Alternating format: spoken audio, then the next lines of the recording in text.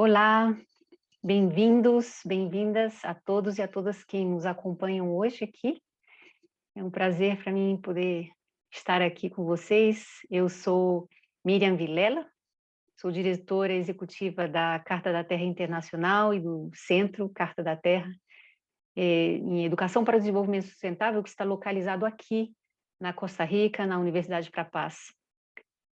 Como muitos já sabem, a ideia da Carta da Terra foi parte da Rio 92, e hoje, depois de um processo amplo de consulta e redação, se transformou em um movimento global. Um movimento global que envolve indivíduos, instituições, que usam a Carta da Terra como um referente ético, uma guia para a toma de decisões e, sobretudo, como uma ferramenta educacional. Desde o nosso centro, aqui na Costa Rica, nós desenvolvemos uma série de atividades e oferecemos uma variedade de cursos online sobre diversos tópicos que variam de 5 a 8 semanas e que são dirigidos a educadores, estudantes, jovens, líderes e profissionais que atuam em diferentes setores. Nós trabalhamos em inglês, em espanhol e fazemos um esforço também para trabalhar em português. Nossos facilitadores vêm de diferentes áreas de ação e especialização. E nosso propósito é oferecer um espaço de aprendizagem para o desenvolvimento profissional, para networking, no qual vemos que os participantes possam adquirir ou ampliar seus conhecimentos e consciência sobre os temas que trazem a Carta da Terra. Vocês podem, na nossa página web, encontrar mais informação sobre nossas atividades, pesquisa e cursos e masterclasses em inglês, espanhol e português. Hoje, eu estou feliz porque vamos inaugurar o nosso programa de masterclass em português, que é um programa de todo ano, que vai de fevereiro a novembro. São 10 masterclasses em português, uma por mês. E estou muito feliz em inaugurar este programa com o Ricardo Young, liderando essa primeira masterclass. O Ricardo Young, há mais de 10 anos, acho que foi a primeira, 10 anos, há mais de 20 anos, foi a primeira vez que me lembro ter nos contactado e conversado. Ele estava ainda na época no IASIG, e trouxe a Carta da Terra para dentro do IASIG. Para esse ano, de 2022, com esse objetivo de oferecer um novo espaço de aprendizagem e reflexão e intercâmbio, planejamos 10 masterclasses. 10 masterclasses em português, 10 em inglês e 10 em espanhol, que, como mencionei, vai ocorrer entre fevereiro e novembro. E este programa é um esforço do nosso Centro de Educação da Carta da Terra em Educação para Desenvolvimento Sustentável, em aliança com a Universidade para a Paz, que é uma universidade que foi criada há mais de 40 anos pelas Nações Unidas. E faz parte da nossa cátedra Unesco em Educação para o Desenvolvimento Sustentável, com a Carta da Terra.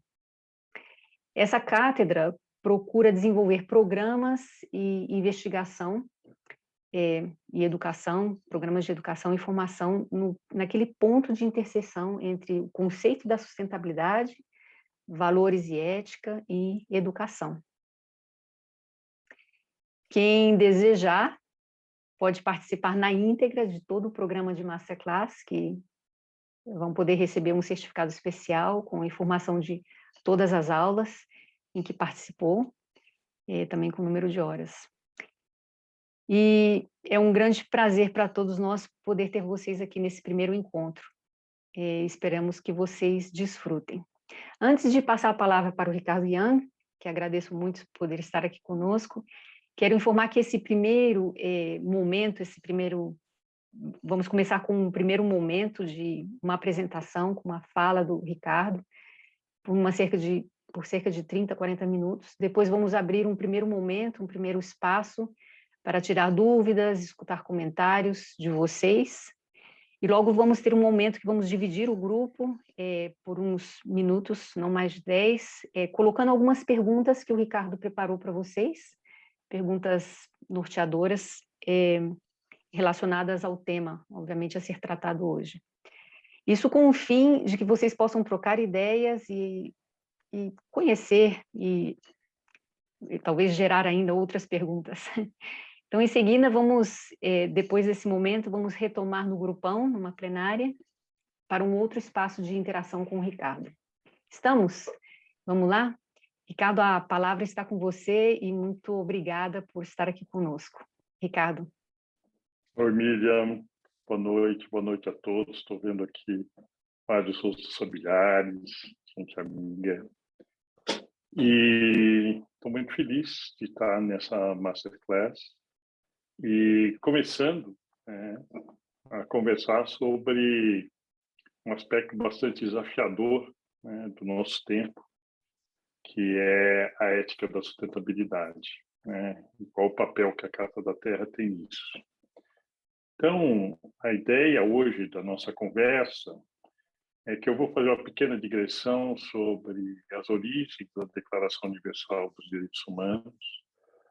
Aí eu vou falar um pouquinho sobre a Carta da Terra, se vocês conhecem a história, quer dizer, não vou repetir a história, mas eu vou identificar os principais pontos de contraste.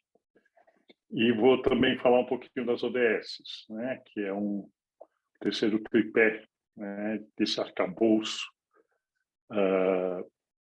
da sustentabilidade, da ética da sustentabilidade que a gente começa a trabalhar. E aí, então, nós vamos entrar um pouco nessa conversa, nesse debate, a partir das perguntas formuladas. Deixa eu compartilhar aqui a tela com vocês.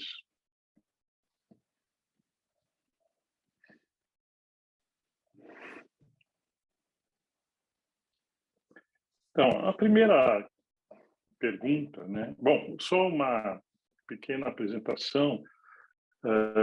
Eu tenho muitas atividades, mas sempre tive muito ligado ao campo da sustentabilidade, desde a minha vida empresarial, na minha vida na sociedade civil. Eu sou presidente do Conselho do Instituto Ethos, presidente do Instituto Democracia e Sustentabilidade, né?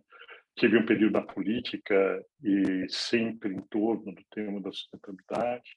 E desde o início, né, eu tive envolvido com a Carta da Terra, empresarialmente, participando ativamente já em 96, 97, e a Carta da Terra sempre foi para mim uma espécie de bússola, né, uma espécie de fio condutor, né, de uma visão ética de mundo muito importante em tudo que eu fiz, inclusive na política. Eu trouxe comigo a Carta da Terra. Então, só para contextualizar um pouquinho para aquelas pessoas que não me conhecem, né? Bom, a primeira questão é o que a Carta da Terra nos ensina sobre ética, sistema de valores e visão de futuro que não constam na Declaração Universal dos Direitos Humanos. Eu acho que a gente está vivendo um momento no mundo muito parecido com a queda do Muro de Berlim em 89. Naquela época, né, existiam dois mundos. Existia o mundo de esfera de influência ocidental, dos Estados Unidos, da Europa, e o mundo da esfera de influência da União Soviética. Eram dois mundos completamente diferentes, um era capitalista, o outro era socialista, tinha uma visão completamente diferente de sociedade, Estado, assim por diante. Cai o Muro de Berlim, né? E há uma grande transformação.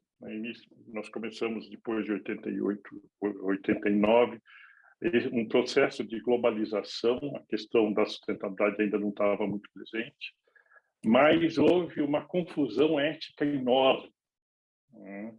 Eu não sei se vocês se lembram, mas durante a década de 90, que criou-se as primeiras organizações de responsabilidade social empresarial.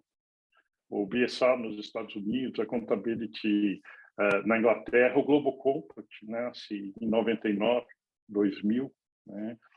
Então, essa mudança, né, de 89, com a queda do Muro de Berlim, com o fim, pelo menos, daquela etapa do socialismo, colocou uma série de questões éticas para o mundo inteiro. né? Tanto é que o Global Compact nasce desse desafio, né? Primeiro os 9 princípios, depois o 10º princípio anticorrupção, nasce desse, enfim, desse desafio de uma convivência ética dentro de um sistema capitalista mais globalizado, né? E a discussão sobre os limites do desenvolvimento, do capitalismo e tal, ficaram muito fortes nessa década. Então, nós estamos vivendo um momento meio parecido, né?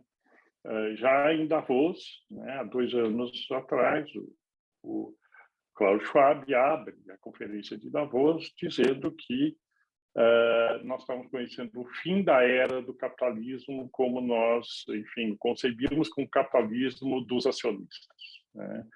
Estaríamos entrando numa fase do capitalismo das partes interessadas, onde a necessidade de gerar valor às partes interessadas passava a ser agora o grande desafio.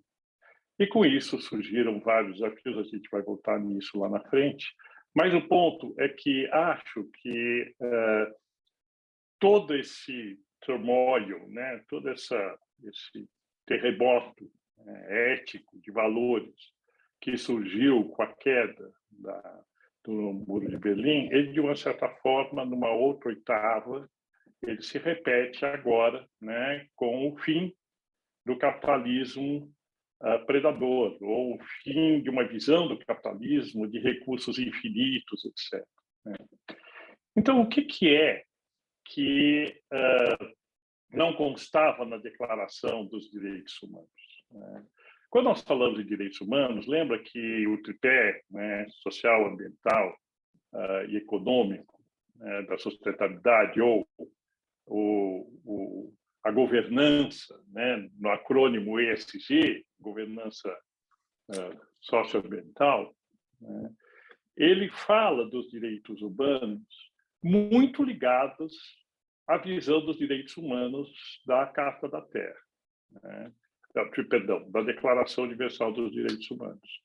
E o que foi a Declaração Universal dos Direitos Humanos? O mundo estava saindo da Segunda Guerra Mundial, as potências estavam exauridas, muitas delas devastadas pela guerra. A tirania, né, dos estados nacionais tinha se mostrado já desde, né, da Primeira Guerra Mundial, depois na Segunda Guerra Mundial, um fato perigosíssimo, né? E foi necessário que os países se organizassem e fizessem um grande acordo em torno dos direitos humanos, principalmente com o objetivo de evitar novas tiranias. Não vamos esquecer que a Segunda Guerra Mundial terminou, mas, de uma certa forma, a Guerra Fria continuou, né?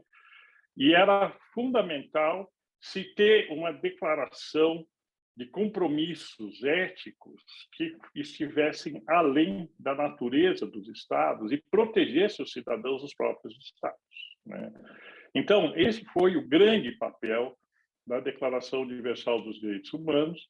Não se tornou um documento, né, de obrigatoriedade legal, mas foi a base de 2 tratados, como o Pacto Internacional dos Direitos Civis e Políticos e o Pacto Internacional sobre os Direitos Econômicos, Sociais e Culturais. Bom, o principal aspecto, portanto, da Declaração Universal dos Direitos Humanos é de que é uma declaração antropocêntrica, né, centrada nos direitos das pessoas, dos cidadãos, com o objetivo de proteger os cidadãos do abuso de poder e de estados tirânicos, né? Esse é o espírito que originou a Declaração dos Direitos Humanos. Nos seus 30 artigos, tem aspectos extremamente importantes, a gente não vai passar por eles, claro, mas o que mais surpreende nesses 30 artigos é que eles já se colocam e são escritos como imperativos éticos, né? Eles não são resultados de um processo sistêmico, eles não se correlacionam numa visão sistêmica, e eles são declarados, né, e são autoexplicativos. Por outro lado, tem a Carta da Terra, que é lançada em 2000, né, e ela é parte desse resultado, né, desse turmoil da globalização da década de 90. Né? Porque foi na década de 90 que as multinacionais começaram a ser questionadas sobre os seus limites. Foi na década de 90 que muitas empresas se tornaram maiores e mais poderosas que países inteiros. Então, de um lado, você, de uma certa forma, disciplinou a tirania do Estado, em algum grau, através de um tratado mundial, mas, por outro lado, as empresas corriam soltas, surfando na globalização, sem limites muito claros. E, em 92, né, na Rio 92, começa uma discussão importante, né, sobre, ainda não se via como crise ambiental, mas um desequilíbrio muito grande, né, em relação ao meio ambiente. Né? Muitos de nós aqui lembramos, né, de 92, lembramos, né, da Agenda 21, que foi importantíssimo. Mas o que aconteceu em 92? A 92 põe a sociedade civil mundial para conversar sério sobre o que deveria ser o novo frame ético para a humanidade. Então,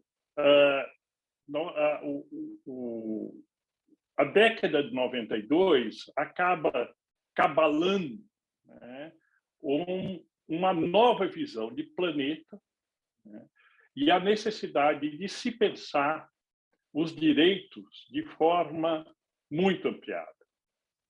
E a Carta da Terra, e foi uma delícia participar, alguns de nós aqui participamos, estou vendo a Rose aqui, né? Alguns de nós participamos, né? A Miriam, e foi muito bonito ver como o mundo dialogava em torno de uma motivação comum, né?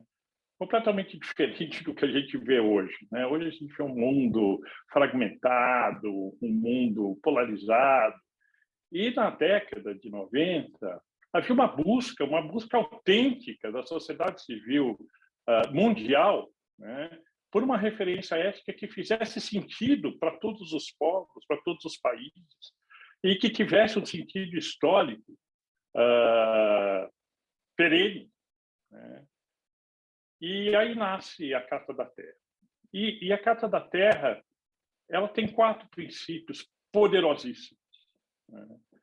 O princípio do respeito e do cuidado da comunidade da vida, integridade ecológica, justiça social e econômica, onde ela reforça muitos pontos da Declaração Universal dos Direitos Humanos, e a democracia, trazendo na democracia a dimensão da sustentabilidade e da não violência. Portanto, a Carta da Terra, diferentemente da Declaração Universal dos Direitos Humanos, ela foi colaborativa, transversal, multidisciplinar e surge da sociedade civil. Quanto a Declaração Universal dos Direitos Humanos nasce dos Estados, né, para proteger os cidadãos dos Estados, né, a Carta da Terra nasce da sociedade civil, colaborando no seu mais alto grau. As pessoas que participaram da redação da Carta da Terra eram pessoas de ilibada reputação, lideranças mundiais, né? Uma turma incrível. E a Carta da Terra rompe com o antropocentrismo da Declaração Universal dos Direitos Humanos e coloca a questão da geobiocentricidade. Né? Não é o homem, o sujeito, o homem, o ser humano, o sujeito de todos os direitos. É a comunidade de vida que é sujeita dos direitos, e os seres humanos devem ser guardiões da comunidade de vida. Esse é um aspecto da Carta da Terra absolutamente poderoso. E, finalmente, em 2015, veem nos Objetivos do Desenvolvimento Sustentável, que é uma tentativa robusta, séria, de traduzir em ação e políticas públicas de forma estratégica, com metas materiais, né, com materialidade, para o desenvolvimento sustentável. Só que os Objetivos do Desenvolvimento Sustentável, de novo, tem uma participação importante da sociedade civil, mas também tem uma participação importante dos países, né, dos estados nacionais. As ODS, elas têm uma pressuposição de políticas públicas e políticas do setor privado que devam ser implantadas no prazo de 15 anos, agora menos, né? Nós estamos há 8 anos de 2030, né? As ODS também são chamadas de Agenda 2030. E o que acontece com as ODS, né? As ODS têm uma abordagem ampla, elas são transversais, mas também não são sistêmicas e carecem de uma referência ética, né? Que as conceitua, embora a introdução das ODS seja muito parecida com a da Carta da Terra, mas você não vê nos objetivos os pressupostos éticos com toda a clareza que se desejaria, embora eles estejam lá. Estou dizendo que eles não estejam lá. Bom, a Carta da Terra converge com a Declaração Universal dos Direitos Humanos, né, no seu terceiro princípio sobre justiça econômica, e fala claramente sobre a erradicação da pobreza como um imperativo ético socioambiental. Isso também está presente, de uma certa forma, na Declaração Universal dos Direitos Humanos, né? Então, a Carta da Terra incorpora e amplia a questão da erradicação da pobreza. Também a Carta da Terra dialoga com as ODS. Aqui eu trouxe algumas das ODS, mas todos os aspectos relacionados a direito de gênero, de direitos, igualdade de oportunidades para todas as raças, credos, etnias, reconhece e amplia a questão da sabedoria dos povos originários, que nessa COP de Glasgow finalmente teve o reconhecimento de status científico, né? Enfim, também a Carta da Terra dialoga com as ODS em vários pontos, né? Mas a Carta da Terra vai além, né? E é esse o ponto central aqui da nossa conversa. Onde a Carta da Terra vai além e é onde a Carta da Terra pressupõe uma outra ética, né? Uma outra ética para a nossa civilização, né? Então, nesses itens, né, onde se coloca respeitar a terra e a vida em toda a sua diversidade. Isso é um conceito ético revolucionário, né?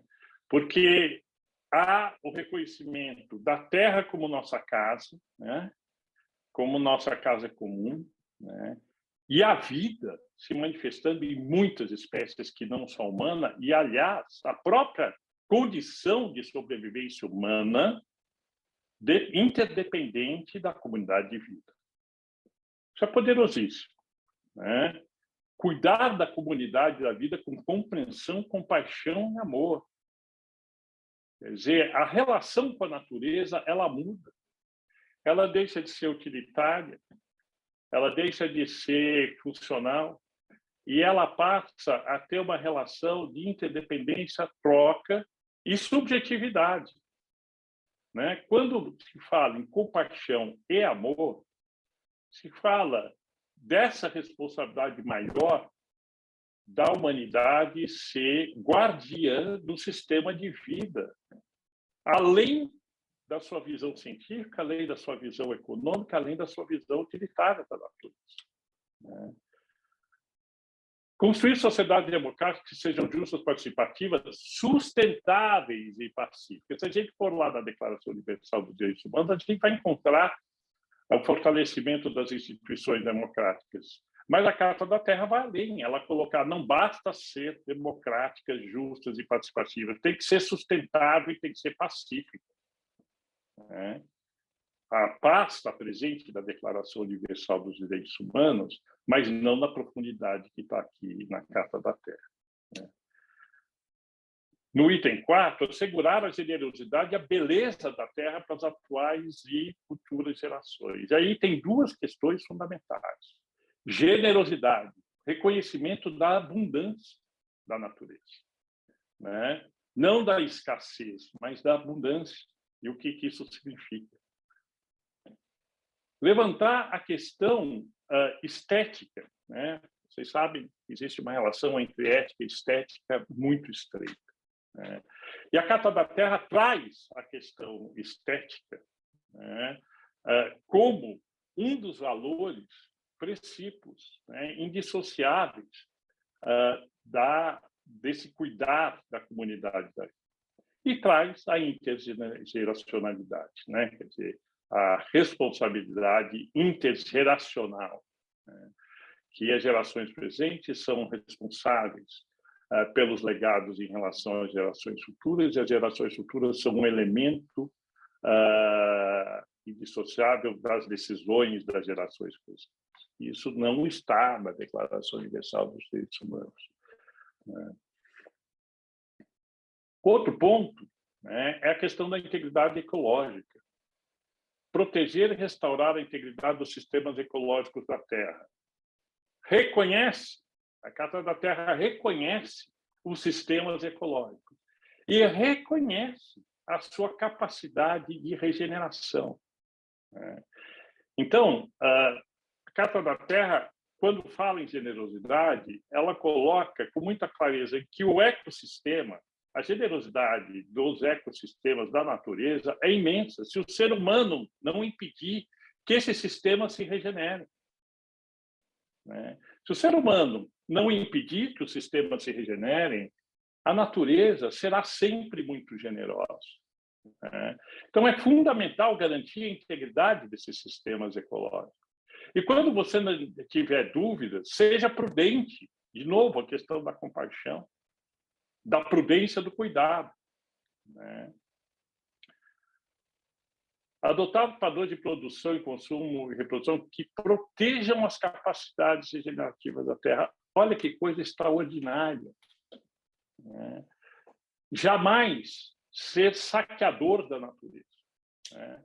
Um dos princípios éticos fundamentais é o ser humano não tem direito de saquear a natureza e impedir que ela, na sua vocação generosa, cumpra a sua própria generosidade. Quer dizer, o ser humano não apenas saqueia a natureza, como impede que a natureza seja generosa. E depois tem que lidar com a escassez, né? Como nós estamos vendo nos tempos atuais. E colocar a questão do conhecimento da sustentabilidade, né, como um conhecimento científico que precisa ser compartilhado por todos, precisa fazer parte inerente do processo de educação. Né? O que é bonito na Carta da Terra é que ela dialoga com a governança socioambiental, né? SG da sua sigla em inglês.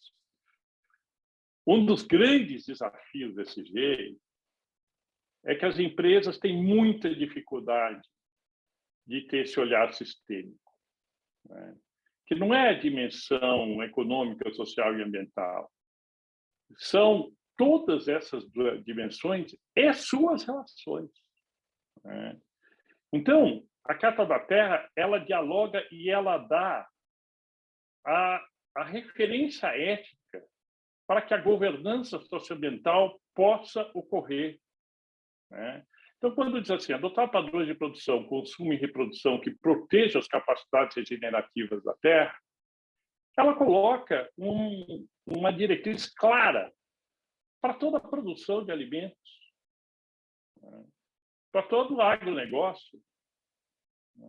Até a partir de que ponto a produção agroindustrial ela compromete a capacidade regenerativa da terra. E o inverso, onde é que o agronegócio pode acelerar e contribuir para a regeneração dos sistemas ambientais. Garantir que as atividades e instituições econômicas de todos os dias promovam o desenvolvimento humano de forma equitativa e sustentável. Então, ao mesmo tempo, né, os direitos fundamentais, os direitos humanos fundamentais estão presentes e internalizados num sistema maior de valores. E a mesma coisa com a política, educação, cultura de paz, né? A Carta da Terra fala do fortalecimento das instituições democráticas, né? Nós já falamos sobre isso. Integrar da educação formal as habilidades necessárias para um modo de vida sustentável. Quer dizer, matemática é língua estrangeira, é língua materna, é história, geografia, e é sustentabilidade. Não dá para pensar na educação formal hoje das pessoas, dos jovens, sem a sustentabilidade. Não dá. Isso já está na Carta da Terra. É um parâmetro didático-pedagógico fortíssimo, e esse é um dos trabalhos que a mídia mais tem feito pelo mundo, que é a disseminação da Carta da Terra como um saber, né, intrínseco à formação dos jovens. Né? Tratar todos os seres vivos com respeito e consideração. Esse é um parâmetro ético difícil para o ser humano.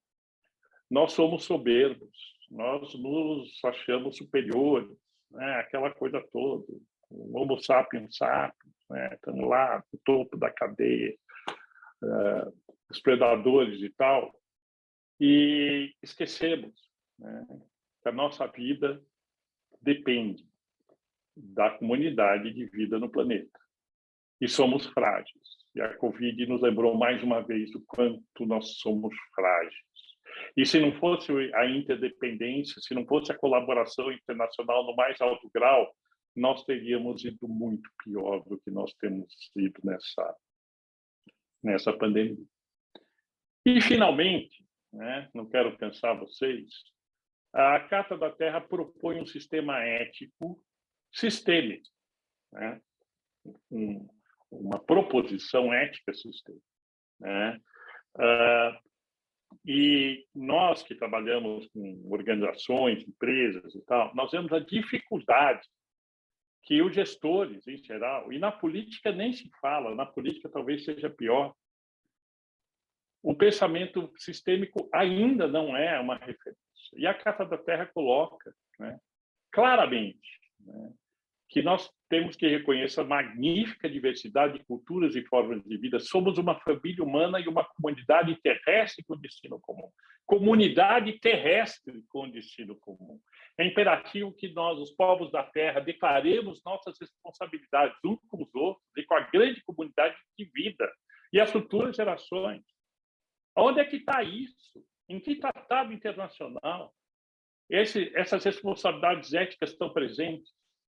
Não estão em lugar nenhum. E como é que nós vamos criar a possibilidade do desenvolvimento sustentável? Como é que a gente vai combater o aquecimento global? Como é que a gente vai erradicar a pobreza? Como é que a gente vai reinventar a economia se nós não tivermos esses parâmetros éticos como referência de cada uma das coisas que nós fazemos?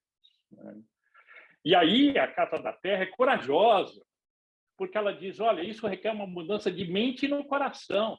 Não é uma questão mental, não é uma questão racional. Nós não estamos aqui falando, né, de visões utilitaristas. Né? Nós estamos falando de uma mudança ética que, além do mindset, né, deve elevar o nível de consciência, né, e de empatia das pessoas em relação às outras e ao próprio planeta. Então, esse sistema ético ele requer um sentido de interdependência global e de responsabilidade universal. Nós devemos aprofundar e expandir o diálogo global que gerou a Carta da Terra, porque temos muito a aprender a partir da busca conjunta em andamento por verdade e sabedoria.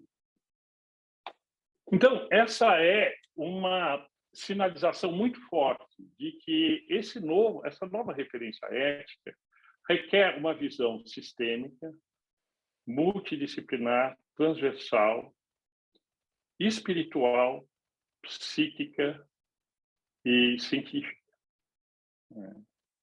E que sem uma postura de humildade, de interdependência e de releitura do que a vida significa, é muito difícil fazermos a passagem para o novo modelo de desenvolvimento. Então, o Edgar Morin tem um trabalho dele, que não é tão conhecido, mas vale a pena.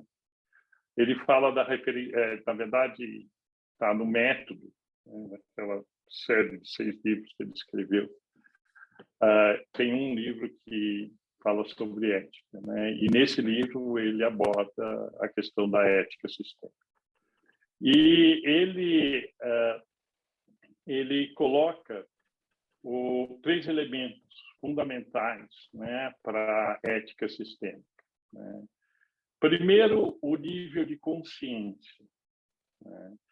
Se o nível de consciência não for suficientemente amplo, é provável que os elementos de um dado sistema não sejam percebidos e levados em consideração. Atenção para os gestores que estão envolvidos com a questão de ESG nas empresas. O nível de consciência, ele precisa necessariamente ser informado com qualidade suficiente para poder discernir num sistema contraditório e paradoxal qual é o caminho a seguir. Então, a questão do dilema ético, aquela coisa, em vez de o EE, você, ao invés de optar por um dos lados de um dado dilema, você tentar integrar o dilema ético num outro estágio de comportamento, de um outro estágio de ação e decisão, só níveis de consciência informados suficientemente de todos os aspectos de um dado sistema podem operar esse discernimento. Segundo ponto que ele coloca são quais os valores que operam no sistema. Nós conseguimos discernir os valores que estão operando no sistema, e esses valores, por sua vez, eles não são absolutos, eles dependem da circunstância em que o sistema está operando. Então, como é que a circunstância determina a própria mudança dos valores e como é que isso é percebido pelo agente? Então, eu vou parar por aqui, porque o desafio aqui é compreender que... Opa, espera um pouquinho. E me atrapalhei aqui. O desafio aqui é compreender que a Carta da Terra oferece todos os elementos necessários para a ética da sustentabilidade. E a ética da sustentabilidade necessariamente é uma ética sistêmica. E a ética sistêmica, ela depende de uma compreensão complexa das situações. E a sustentabilidade, ela é, enfim, uma fonte inesgotável de complexidade. Outra coisa importante que nós estamos vendo aqui, que a Carta da Terra incorpora a Declaração Universal dos Direitos Humanos e incorpora as ODS. Ela incorpora e avança. A Carta da Terra, embora tenha 20 anos, ela é revolucionária. Esse é o esforço que a Miriam e todos os agentes no mundo estão tentando mostrar, que a Carta da Terra é a referência para o século XXI, é a referência para um século em que nós estamos vivendo o grande desafio de sobrevivência da vida nesse planeta. Agora, ela não pode ser lida linearmente, ela não pode ser lida sem todos esses elementos sistêmicos que nós estamos falando aqui. E antes, então, de passar essas perguntas para vocês, eu gostaria que vocês, nós vamos nos dividir em grupo, como a Miriam falou, eu gostaria que vocês respondessem essas 5 perguntas, né? Como resolver os dilemas, né, colocados pelo aquecimento global, como integrar as dimensões, né, da sociedade, do meio ambiente. Eu estou aqui não estou vendo todas as perguntas, porque eu estou com vocês na frente, mas tudo bem, eu não estou conseguindo diminuir aqui a Eu vou colocar as visualização. perguntas no chat aqui para todo mundo ler. Tá, perfeito.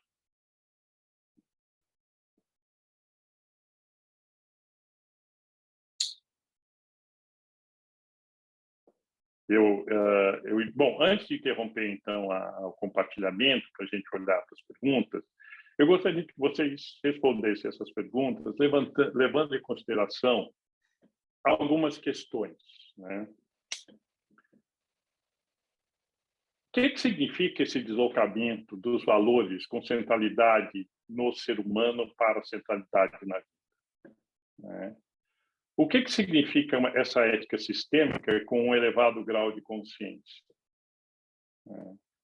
O pensamento complexo, ele é integrador, ele é não fragmentado, e tudo que a gente está vendo hoje é a fragmentação. Como é que nós estamos vivendo? Exatamente no momento em que nós mais precisamos de comprar pensamento complexo, esse grau de fragmentação. Como é que nós lidamos com a transversalidade, que é um dos elementos sistêmicos, e a multidisciplinaridade? Nós somos frutos de uma cultura de especialistas. Nós somos educados para saber muito sobre poucas coisas. Nós temos muita dificuldade de lidar com muitas coisas e entender o nexo entre elas, né? A questão do cuidado, da compaixão e acolhimento, da intergeracionalidade, da mundialidade. E são valores, ética, virtude, propósitos que estão, de uma certa forma, inseridos nessas perguntas que eu estou fazendo para vocês.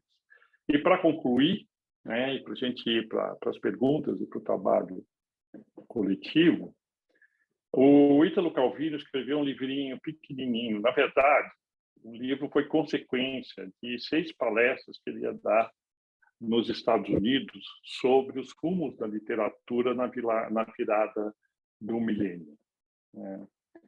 E ele deu essas 5 palestras, né? E na quinta ele faleceu. Mas ele já tinha esboçado a 6ª proposta, que é de consistência.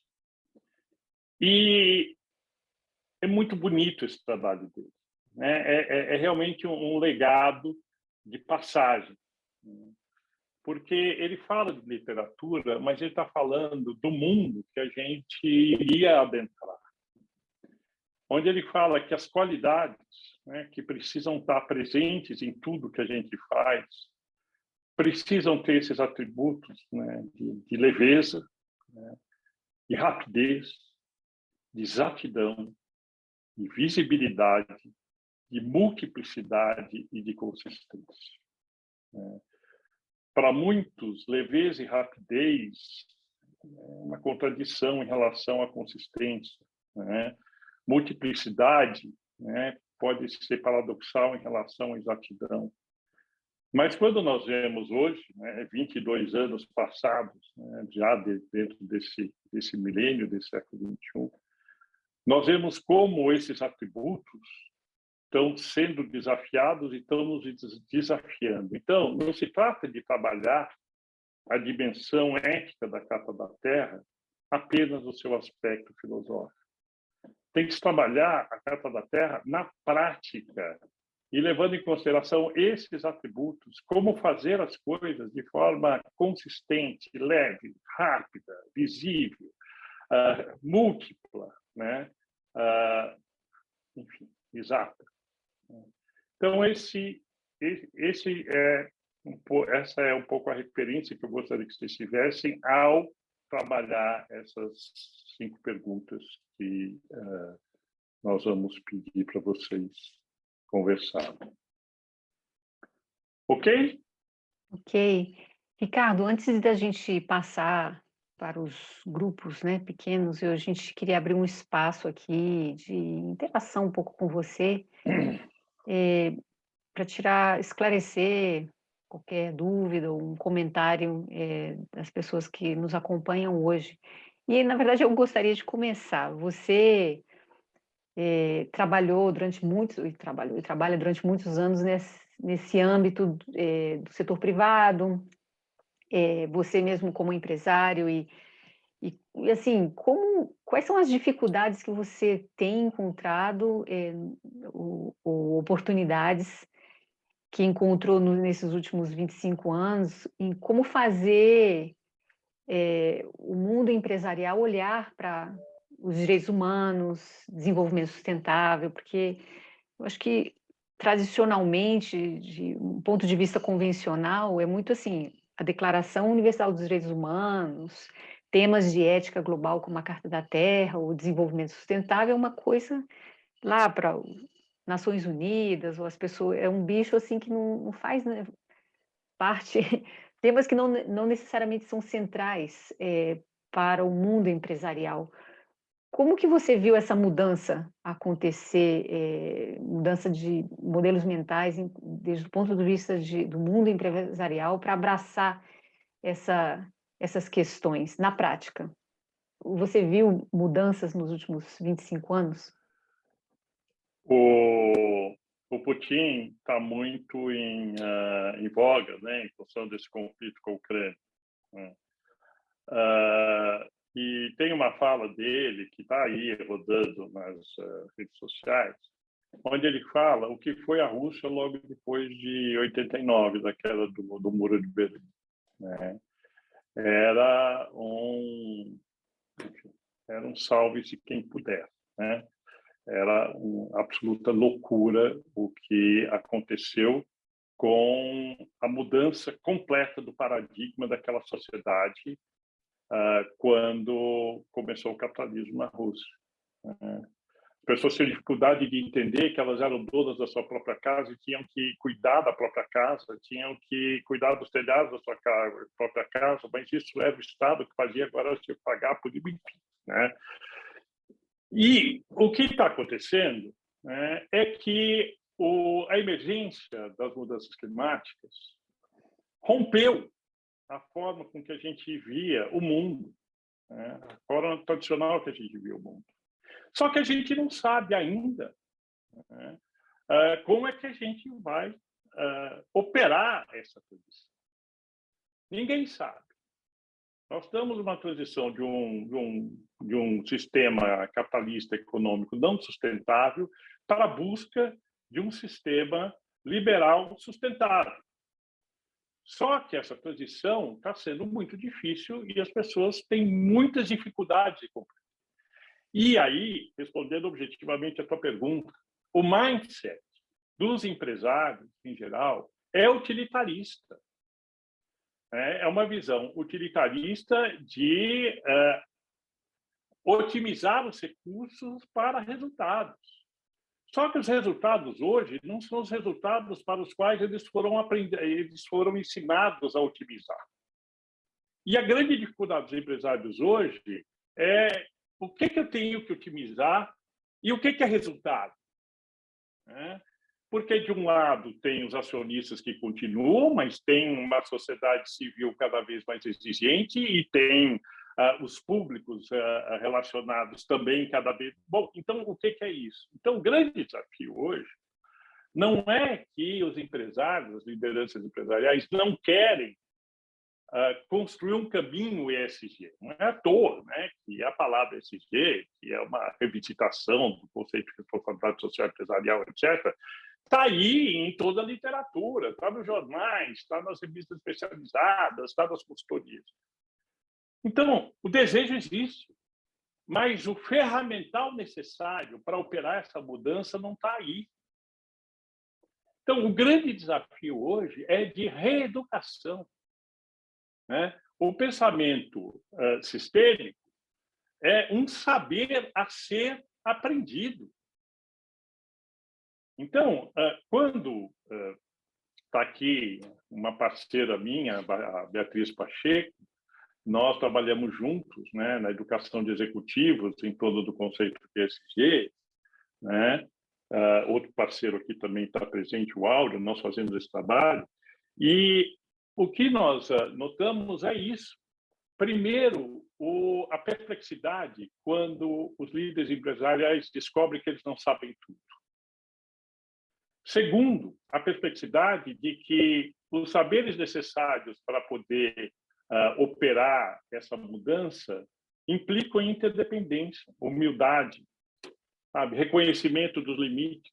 Isso é difícil. Difícil para quem foi educado para competir, para ser forte, para ter uma visão, enfim, mais predadora, né, da sua atividade. Então, esse é o grande... Não é que as pessoas não querem, não é que as lideranças não estão abertas para, mas nós temos que passar por um processo profundo de reeducação. E por isso que a Carta da Terra é essencial. Cada vez mais, eu vejo a Carta da Terra como um grande instrumento, uma grande ferramenta para poder fazer avançar as consciências. Então, educação, alfabetização e visão sistêmica é um dos passos, né? O Alfredo Santos faz uma pergunta aqui no chat que diz: o que o movimento da ESG traz de novo para essas questões da sustentabilidade? Qual é o diferencial do ESG de acordo com a sua perspectiva? Eu acho que o ESG não é novo. O ESG, na verdade, é um conceito que tem quase 40 anos. Né? As primeiras organizações que trabalharam esse conceito, o World Business Academy, era da década de 80. Né? Década de 90, nós tivemos, inclusive, o livro famosíssimo, Canibais de Garfo e Faca, do John Elkington, né, que estabeleceu esse parâmetro, né, do tripé da sustentabilidade. Bom, tudo isso tem muito tempo. O que mudou? Mudou o fato de que o mercado chegou à conclusão que a forma tradicional de operar os negócios vai destruir o planeta, vai destruir a humanidade. Né? Não dá mais para operar as atividades dessa forma. E o mercado financeiro, assim como o mercado de seguros, foi um dos primeiros a acordar para a questão da mudança climática, porque começaram a perder dinheiro com os eventos climáticos extremos. O sistema financeiro começou a perceber que as empresas que continuarem a operar da forma tradicional vão começar a ter um passivo, né, socioambiental enorme. Então, chegou-se à conclusão de que é muito risco você investir em empresas que não operem numa dimensão de ESG. É isso que mudou. E aí, as empresas começaram a se mexer, porque o mercado começou a alocar recursos de forma diferente. E se você não internalizar o processo da ESG para valer, não é apresentar indicador de RI, não é ficar bem na foto, não, é realmente operar de uma outra forma, né? Você não vai receber capitais e os investimentos necessários. Então, essa é a mudança principal na minha percepção. Uhum. E assim, você vê isso também como uma mudança, ou os passos adiantes que a visão da ESG traz em relação à visão de responsabilidade social, empresarial? Quais são essas diferenças? Antes, todo mundo estava falando sobre responsabilidade empresarial, Gente, CSR, não? RSE, e agora ESG. Qual é a diferença e como que a gente olha os ODS e a Carta da Terra dentro desse âmbito? Então, a diferença é que a responsabilidade socioambiental não trazia a dimensão da governança. Então, você podia ter uma área da organização dedicada a questões socioambientais, ou terceirizar isso para uma fundação ou para organizações da sociedade civil, e não ter isso na governança, não ter isso no conselho, do boardroom. Né? O que mudou é que a governança agora ela precisa incorporar e se adaptar a essas coisas. Ela precisa tomar decisões de alocação de recursos, de reestruturação de empresas, da forma de funcionamento das empresas, bastante diferente do que elas faziam antes, né? E as empresas estão aflitas, porque parece um pouquinho aquela situação que nós vivemos da década de 80 para 90, com a revolução da qualidade, com a abertura dos mercados e que as empresas começaram a deixar de ser competitivas no mercado global. Parece um pouquinho isso, né? Quer dizer, para operar, a licença para operar exige que você opere num outro estágio de consciência e de consequência. Então, isso que está ocorrendo. Em relação à Carta da Terra, né, eu acho que a Carta da Terra devia ser discutida da formação mesmo, né? Em todo o trabalho cultural das organizações, a Carta da Terra deveria ser incorporada para as pessoas entenderem a ética subjacente à ESG. Você não entende ESG se você não tiver a ética subjacente a ela, e a ética subjacente à ESG está na Carta da Terra. As ODS, por outro lado, elas oferecem, e aí você falou bem na sua abertura, elas oferecem um guia seguro, né, de políticas de mercado. Então, se você está, por exemplo, no setor de saneamento, a ODS 6 pode ser muito útil, né, para estabelecer alguns parâmetros ESG para o que você está fazendo. Se você está na área de agronegócio, né, os indicadores, né, que falam sobre agricultura orgânica, agricultura verde, etc., podem servir bastante bem, porque as ODS têm um mérito indiscutível. Elas procuraram, enfim, os estados todos, né, que trabalharam na sua elaboração, torná-las o mais tangível e material possível para serem passíveis de política pública. Então, as ODS foram pensadas para ser política pública. Tem um trabalho absolutamente genial que foi feito pelo Instituto Nossa São Paulo e pela PUC, o Núcleo de Estudos de Futuro da PUC, que cruza os 12 eixos das cidades sustentáveis com os 169 metas das ODS. E, para cada cruzamento desse, eles definiram parâmetros de gestão pública que são incríveis. Nenhum prefeito mais precisa de programa de governo, está tudo lá, tudo lá. E para as empresas, tem essa mesma validade. As ODS, se as empresas efetivamente sejam do Sistema B, sejam do capitalismo consciente, sejam do Instituto Ético, bom, sejam do Global Compact, as empresas que efetivamente optarem pela ESG vão encontrar nas ODS respostas concretas para políticas empresariais muito claras. Ótimo. Duas comentários ou perguntas mais antes da gente ir para o grupo. Um, o Carlos, a Edith, e antes o Cláudio Andrade, que colocou aqui. Ricardo, qual a sua visão? Essa pergunta vem do Cláudio Andrade. Ricardo, qual a sua visão sobre a evolução corporativa nos últimos anos? Essa consciência que você fala progrediu? Você acha que há consciência nos relatórios de sustentabilidade? Olha, nós temos que reconhecer que ser empresário no Brasil não é fácil, né? E eu não vou entrar no clichê tradicional dos empresários que dizem que sobreviver já é uma grande contribuição. Não é. Depende de como você sobrevive, evidentemente. Mas não é fácil ser empresário, né, no Brasil. Realmente não é fácil. E o setor empresarial vê a ESG como um desafio a realizar, mas está muito aflito. Não é um elemento que vem para potencializar, não é percebido assim, embora eu acho que muitos negócios estão sendo potencializados por isso, né? Olha a questão da Magazine Luiza com a diversidade, né? O que aconteceu ali, né? Para falar um caso. Então, embora tenha muitas empresas que estão se potencializando em relação a essa nova visão de desenvolvimento, muitas empresas estão aflitas, porque elas precisam fazer a transição. Como foi a transição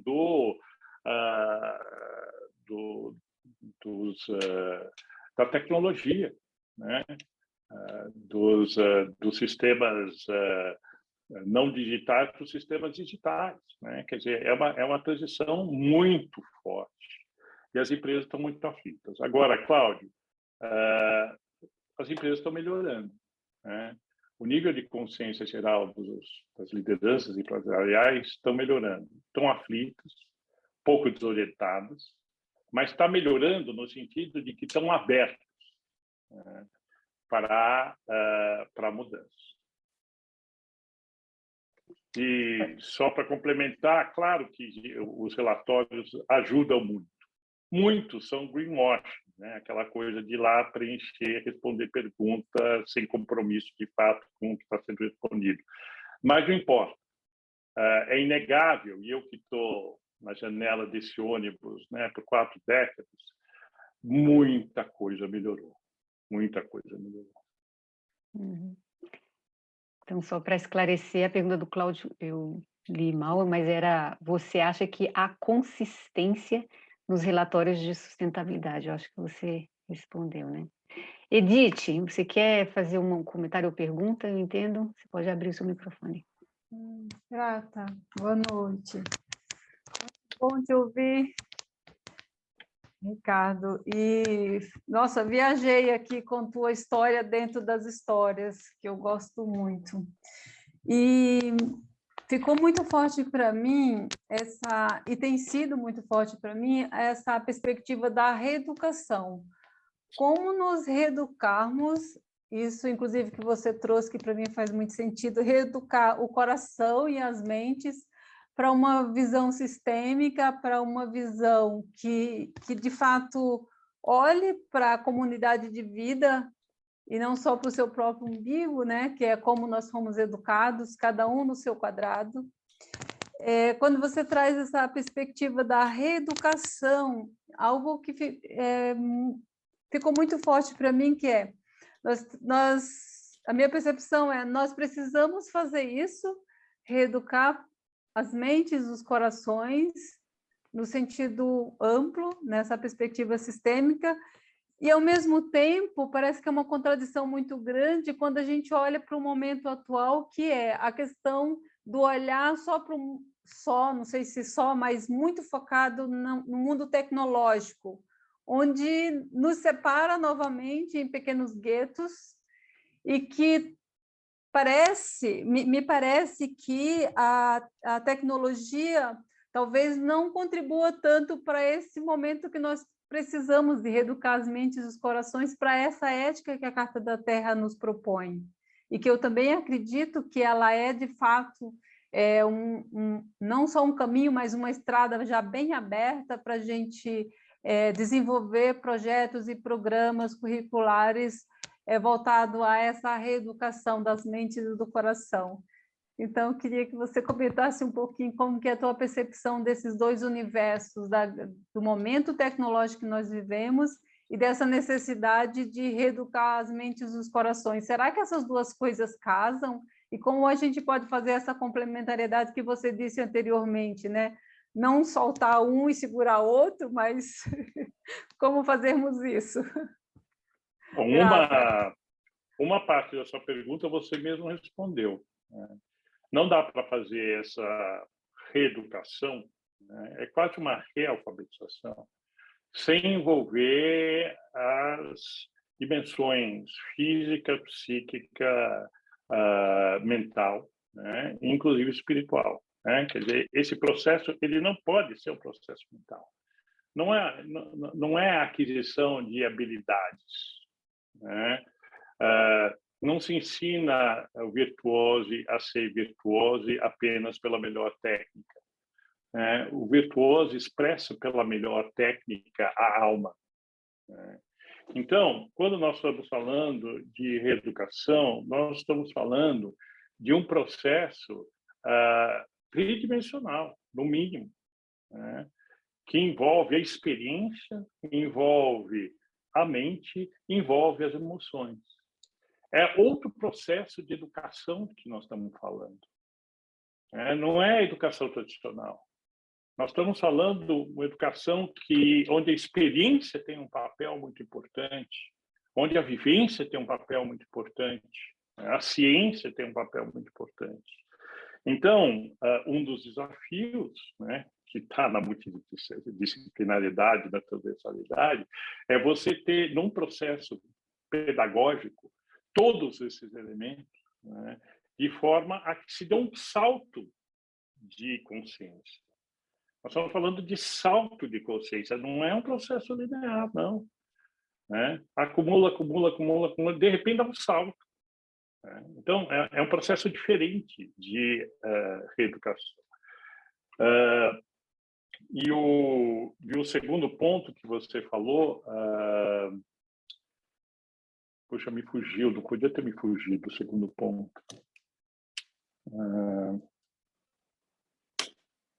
Questão da tecnologia, Ricardo, da tecnologia. Perfeito, isso. Ela falou tecnologia. Isso. Obrigado, Bia. Nós temos um amigo, né, que é um empresário muito bem-sucedido na área de brand, marcas, que se chama Fred Ellie. Ele é do Rio, ele tem uma empresa chamada Tátil Design. E ele e o Ricardo Guimarães, que é outro especialista em branding, né, eles batem no martelo que, para nós, do mundo ambientalista, sustentável, pode soar estranho, mas eles têm toda a razão. Sustentabilidade tem que ser sexy. Né? Sustentabilidade tem que mexer com as pessoas, precisa ser sedutora.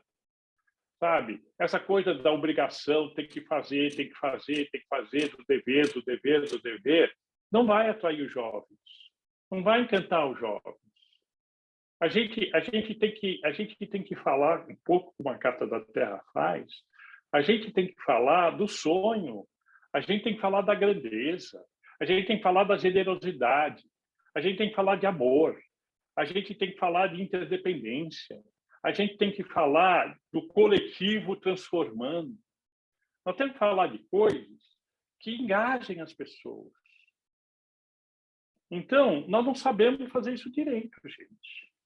Sabe? Nem a minha geração lá, né, da década de 80, né, e tal, e nem as gerações atuais. Né? Há uma politização da questão da sustentabilidade muito grande.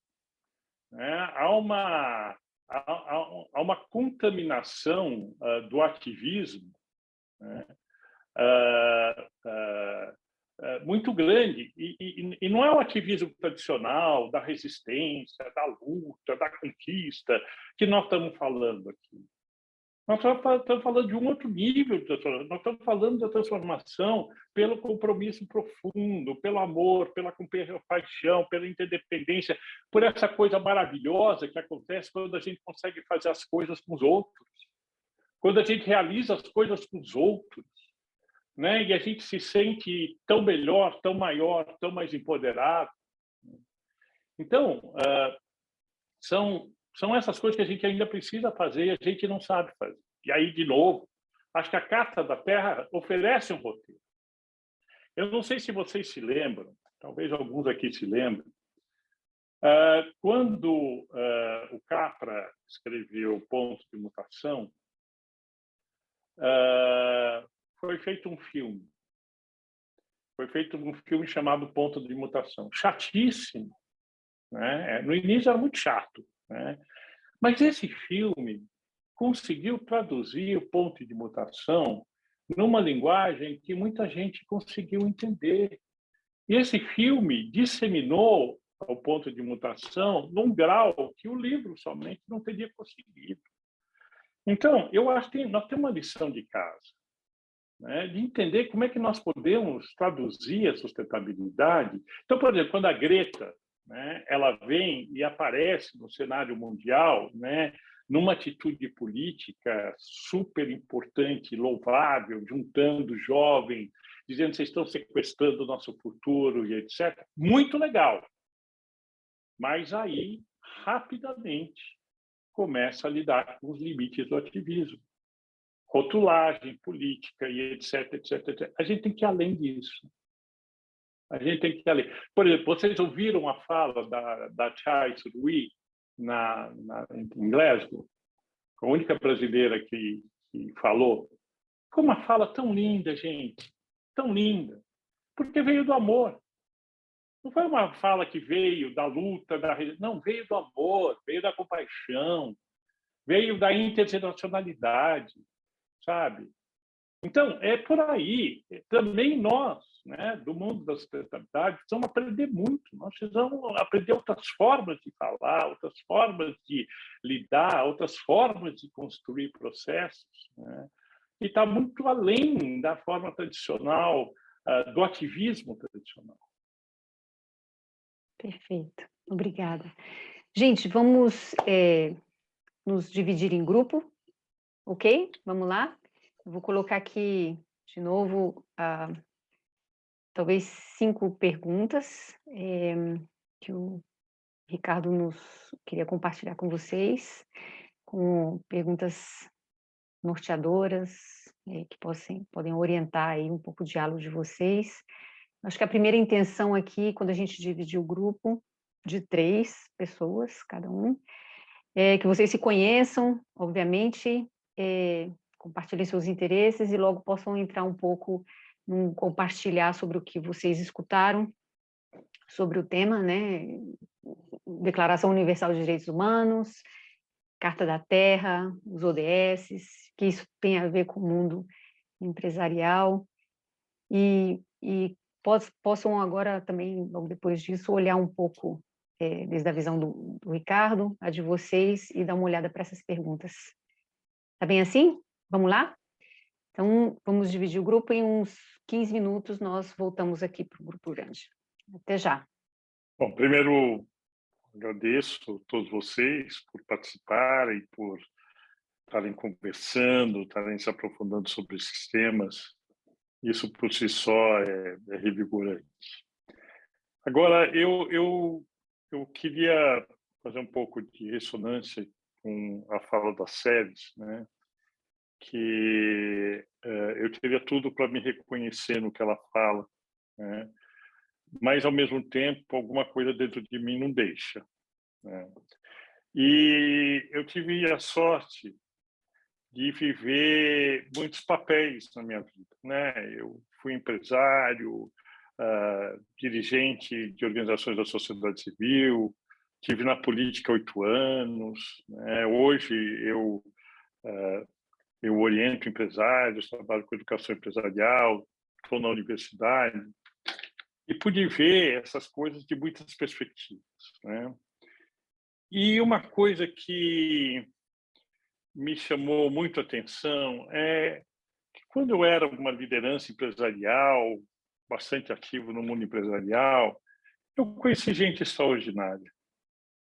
Quando eu estava no mundo da sociedade civil, dirigindo organizações da sociedade civil, idem, conheci gente extraordinária.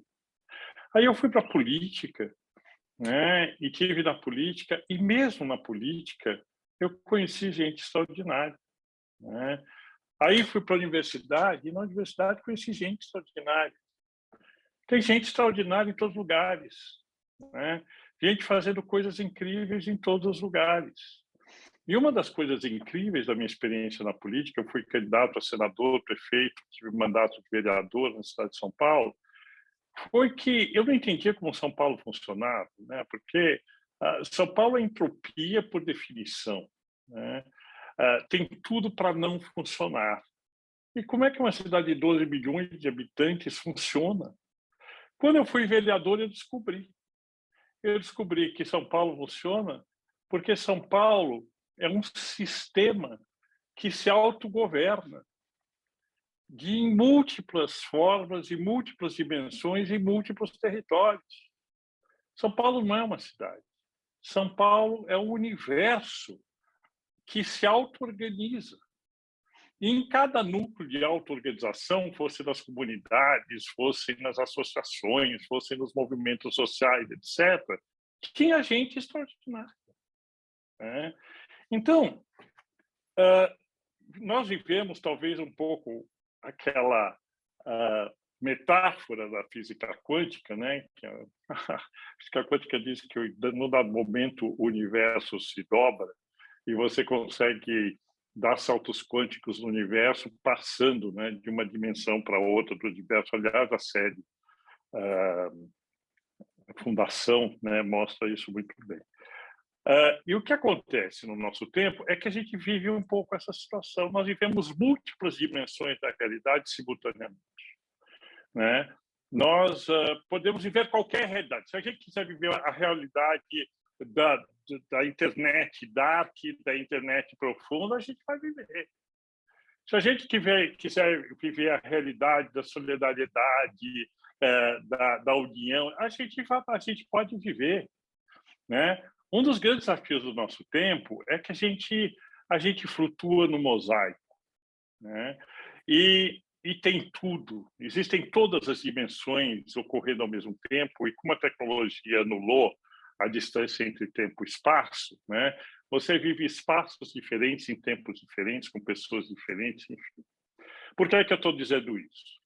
Eu estou dizendo que, como num caleidoscópio, você pode organizar esse mosaico da forma que tem mais sentido para você. Né?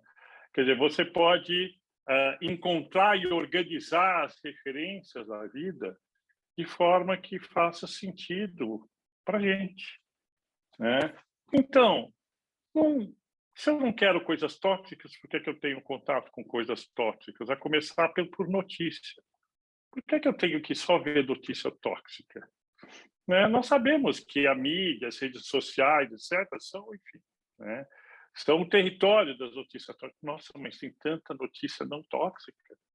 Né? Então, como é que eu organizo o meu mosaico? Se eu hoje vivo numa era em que eu sou capaz de romper com o território, né, com a dimensão de espaço-tempo, romper com as fronteiras das nações, pensar planetariamente, como é que eu organizo as minhas referências e as minhas conexões?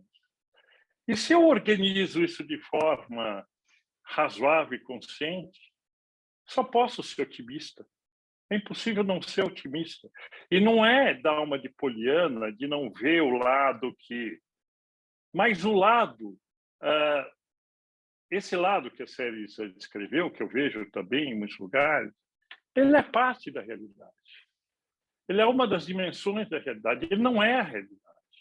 Aliás, um dos aspectos da consciência é sempre estarmos conscientes de que a percepção que a gente tem da realidade é sempre parcial. Né? Ela é sempre parcial. Ela é nunca verdadeira de fato. Agora, nós podemos ampliar e conectar com aquelas realidades que têm ressonância dentro da gente. E a partir do momento que eu conecto com realidades que têm ressonância dentro da gente, eu tenho vontade, entusiasmo de fazer. Eu tenho vontade, entusiasmo de realizar. Eu me sinto empoderado, não egoicamente, mas eu me sinto empoderado como essa comunidade de vida, né, que pulsa, que insiste em se superar e se perpetuar no planeta. Né? É com essa conexão que eu preciso estar. Eu preciso estar com essa pulsão de vida. Né? E nós vivemos o nosso dia a dia muito ligados na pulsão da morte. Né? Se você vai do videogame, sabe, aos jornais, passando pelas redes sociais, é impressionante como nós nos ligamos na pulsão da morte. E a vida, e essa outra coisa extraordinária, né, e luminosa da Casa da Terra, é que ela fala da pulsão da vida. Né? A vida se alimenta da vida, se potencializa a partir da vida. Né? Então, eu sou otimista por causa disso. Tudo isso para explicar por que eu sou otimista. Né? Porque dependendo das conexões que a gente faz, a gente se percebe no mundo de uma forma ou de outra, né? E o desafio é ter a consciência e a habilidade necessária para se conectar com aquilo que nos alimenta de verdade, e não aquilo que nos destrói e nos abate. Muito obrigado a todos vocês. Nossa, muito bom te escutar, Ricardo, que maravilha. E quando você começou, você falando assim das suas diferentes lentes que você pode falar, né, dos diferentes ângulos, porque você teve muita experiência nos diferentes âmbitos, né, contexto empresarial, acadêmico, público, político. Então, eu visualizei você como um prisma, olhando assim as coisas de diferentes ângulos. Eu acho que realmente é uma grande oportunidade, amplia, né, nossa consciência das coisas. Enquanto a sua realidade em São Paulo e aqui em Costa Rica, né? Costa Rica somos não chega a 5 milhões de habitantes, não tem a complexidade que tem em São Paulo, né? E escutar de você que com tantos milhões de habitantes em São Paulo, mesmo assim a coisa funciona, né? Porque é um sistema que pouca gente entende, mas funciona. É muito bom.